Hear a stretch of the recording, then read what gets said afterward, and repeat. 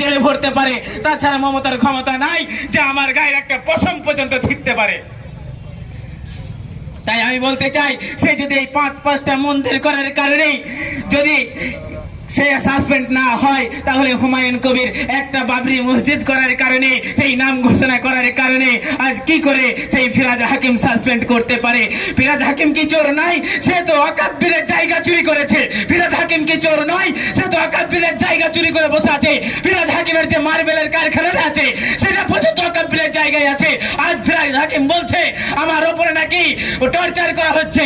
আজ ফিরাজ হাকিম বলছে আমার উপরে নাকি অবরোধ করা হচ্ছে। ফিরাজ হাকিম বলুক, আজ ফিরাজ হাকিমের যে জায়গাটা, যে জায়গায় মার্বেলের কারখানা আছে, সেই জায়গাটা কি ফিরাজ হাকিমের? সেই জায়গাটা কি ওয়াকাফের জায়গা নয়?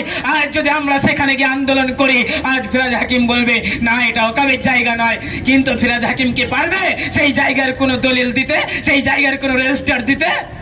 ফিরাজ হাকিম পারবে না। আজ ফিরাজ হাকিম সে কি করলো? সেই ফিরাজ হাকিম কি করলো? সেই ফিরাজ হাকিম আজকে সেই হুমায়ুন কবিরকে সাসপেন্ড করলো।